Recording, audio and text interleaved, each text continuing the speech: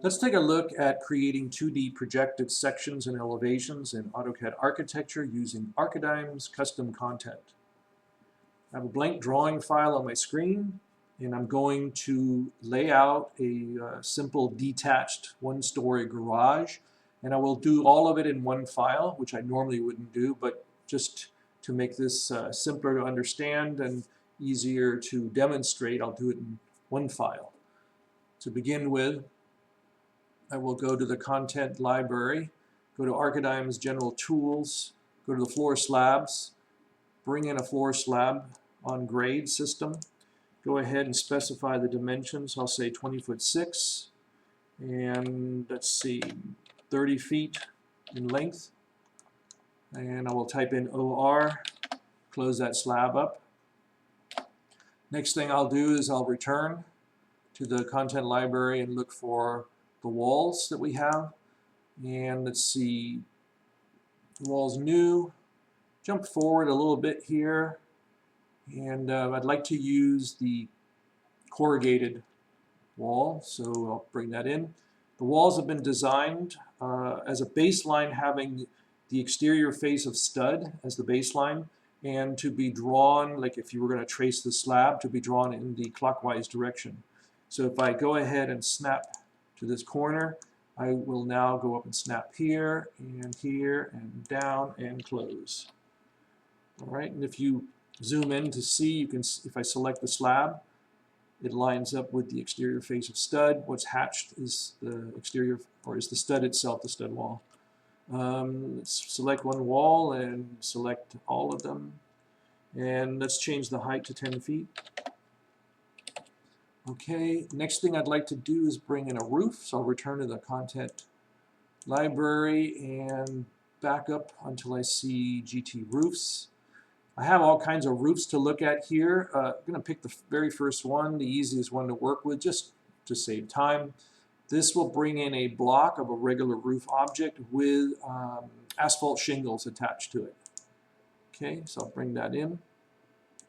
Let me go ahead and assign that to the layer A roof. Okay, and move it into place as such.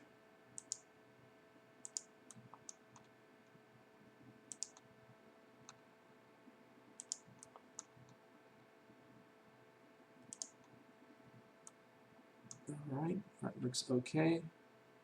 Let's take a look at the elevation for this roof. It's 10 feet is what we want. Okay. Next thing I will do is add, let's add a door. I'll jump all the way out, go to our doors catalog, exterior doors, go to next, there's garage doors. If I jump through this a little bit, let's see, a little too far, go back, here we go. I'll insert a sectional overhead door with glassed panels. Pop it in here. Let's see, right about there. Flip that in and change it to 16 feet. Since it's 10-foot walls, let's go ahead and take advantage of that with an 8-footer. Okay, let's jump back out, go to the windows. Let's add a rectangular double hung window for the back here. And these things that I'm picking, oh, and here we go, I just want to point this out again. The windows, like the doors, have an inside and outside. Where you see the wedge, that's the interior trim. So I'll just pick here, and that has been popped in. The rectangular, larger stuff is for the exterior. That matters when you modify the trim on those things. The garage doors also come with trim. If you don't want trim, that can be turned off. Let's see, let's add a little bit more stuff just so that the section has something interesting to look at. And we can look at line weights. Let's go to kitchens, and let's just add some cabinetry. G1 cabinets, standard base cabinet. I will come off of this corner, let's say 7 feet, and draw up here, and then come over, let's say 10 feet. All right, and just for fun, let's go ahead and add a refrigerator. see, let's go to a very simple refrigerator, this one here, and I will pop that in about here. All right, I think those are enough things that we can see some things in the section cut. Let's check the scale. The scale is 1/8. I want to go to 1/4. That's what I'm planning on doing the presentation drawings or the final working sheets. And over on our custom tool palette for annotations, there is an assortment of callouts that were based on the ones that come with AutoCAD Architecture but are tweaked to provide more sophisticated or advanced solutions based on all of our content. So for example, if I'm going to use the double tag section cut, let me do a right click to properties, and you'll see that we've assigned information in here that relates to our own content. And if I pull it out, you can see general tools. It's coming out of the ARCHIdigm folder, and you'll see what that means in a second here. So that's why these will behave slightly differently. We also use our own callouts. Right, so if I go ahead and pop this symbol in, let me cut through that cabinet. That's why I put it in there. I want to cut my section right here, and then I want to bring it all the way beyond the building so we capture all that background stuff. And we set it up for the first one would be section AA as a default. We set it for 1/4 inch equals a foot as a default, so all I have to do is pick current scale. And I pop that in anywhere right here. Okay, the other thing we tweaked is these titles that come in. We weren't very happy with the way that they were broken up, and we thought they should be dynamic blocks. So the only thing we couldn't get rid of is this little line it likes to draw. But if you delete that, then you can pick on art title, and you'll see it's a dynamic block that has some of the dynamic block properties. You can change the size. And it's a single entity, not something that's broken up. Okay, that's not really that important, but we'll take a look at the section here. So something went wrong. I'm not sure. Let's take a look at the walls. And the walls are not the right height for some reason, so select similar. And I thought I had set that to 10 feet. And I had not. And let's come back. Refresh. There we go. All right, that's what it should have looked like. Now, the first thing I'd like to take a look at here and address is the stuff in white. Okay, so we'll go to layers for that. And we'll just sort by color so we can identify very quickly what is in white. So a section component comes in by default and is set to white by default. You can adjust that to whatever line weight and color you prefer for the components of objects, like say a wall has maybe plywood, has the studs, it has insulation, it has exterior finish material. So keep in mind when you look at these things, there's a shrink wrap, and then whatever comes inside, those are the components. Same thing with the slabs and roof slabs. All right, and by changing the color here to something I prefer to see is red, you'll see what I'm talking about. All right, so these are the components. So if we zoom in here, here's the shrink wrap, and if I click on the line weight button down here, so there's the shrink wrap for the outside, and then the first component is the siding, the plywood, the stud wall, and the interior sheetrock. All right, so you can control that, or you can turn it off. The next thing I'd like to take a look at is the fill that's in here. So I think everybody who uses AutoCAD knows that that is a hatch pattern, and it's referred to as the solid hatch pattern. Let's take a look at what controls that. So if I type in layer, and we go to the sections, the layer sections here, we should see one in here that is called fill. So every time you look at our sections, when it's solid, it's identified as a fill. When it's a hatch pattern, it's identified as a pattern. So a section fill, I can go ahead and turn that off, and you'll see what reveals itself underneath are the hatch patterns.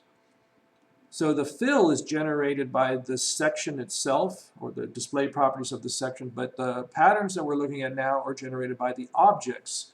So if I take a look at, let me turn that line weight off so we can see a little bit clearly. If we take a look at, say, for example, the roof, if I go down to the roof, right click, edit the display, this is a roof object, doesn't have styles, so edit object properties. I'll take a look at the material. So the material, it only has one option for material, happens to be the shingles. If I go to medium, which is what controls 2D sections and elevations, it's the general medium detail. So you don't have to worry about the others. This is the one that runs that stuff by default. If I double click here, okay. So in section hatch, it has been given a hatch pattern which we'll look at. But the important thing I want to point out right now is that it's got a specific color assignment. 181, 181, 181. We use that a lot to capture section hatch patterns. Likewise, you might see 138, 138, 138 for surface hatch patterns. So by keeping these specific color numbers consistent, you can have a lot of great control over the look of your sections and elevations. So for example, we'll take a look here at the section hatch. All right, so section hatch is here. So that's a single 3-inch 90 degree. Let's assume you're going to do some spray insulation up there, and you'd like to show that with a double hatch at 3 inches and let's say maybe 45 degrees. Even though the roof is sloped, that might look weird, but we'll just do that for a test. All right, so I've changed that, and OK, and OK. Now I'll need to go over to the 2D section and do a refresh. All right, and there you go. Now the next thing that we need to take a look at is, why did that happen? Why was I able to go and tweak the roof component, get to the material, and then see it show up in this section? The way to unravel all of that is to first know the first part, now take a look at the second part here. If we take the section, right click, and go to Edit 2D Section, Elevation Section Style, you'll see that this thing has all kinds of settings in it. So the very first thing I'd like to take a look at is our design rules. Our design rules differ from the default ones by quite a bit. I'm sure you can see if you compare, we have a lot more design rules. Now all that means is that we have a lot more colors that we're filtering for. At the top you should see that these are the ones that come stock in AutoCAD Architecture. So we left those in there in case you're working with stock objects like their walls or doors or windows. It'll still trap those. But then we get into the ones that we created. And I mentioned earlier 181, 181. So let's scroll down. And let's take a look and see if we can find that right here. Right? So there's 181, 180, 181. It is getting trapped. And then it's been designed to, in this particular design rule, find any visible. So anytime that's seen in a section or an elevation, it does this with it. It assigns it to this component called section hatch. All right, so that's a custom component. And it was created over here on the Components tab. We created something called section hatch. All right, so that's a place to send it to. So let's find out how does it get there. I mean, I just pointed out how it is pushed there, but what has become of it? What does it do in the drawing? So we'll go to Display Properties for that. General, and go to Layer, Color, Line Type, and here you'll see that component. So this is the final output in the section of where that information gets set. So it starts inside the material of the object and runs through the design rules, gets assigned to this custom component, and now within the section object it's told what to do. Essentially it is set to a section pattern, which is nice, so you can control it by layer.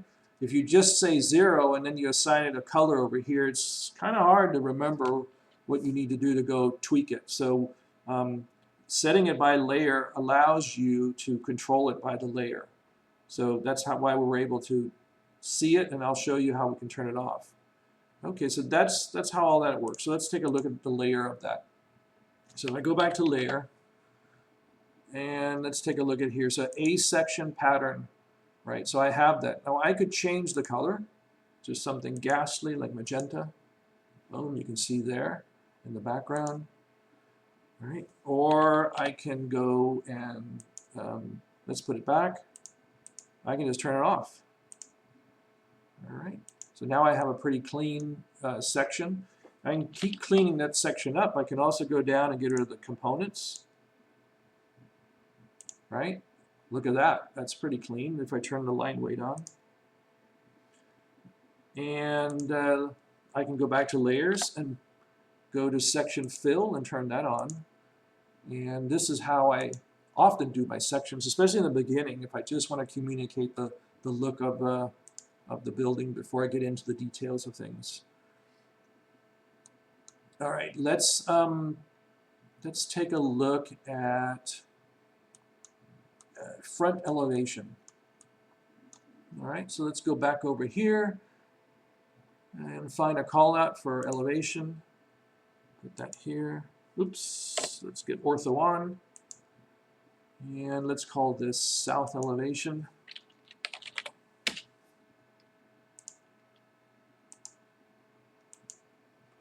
And I'll place that right about here. Same thing, get rid of that little line. Okay, and take advantage of the dynamic block. Move this over. Maybe get it up closer like that. Okay. All right. So similar things are occurring on the elevation as was observed in the section. They're basically the same things.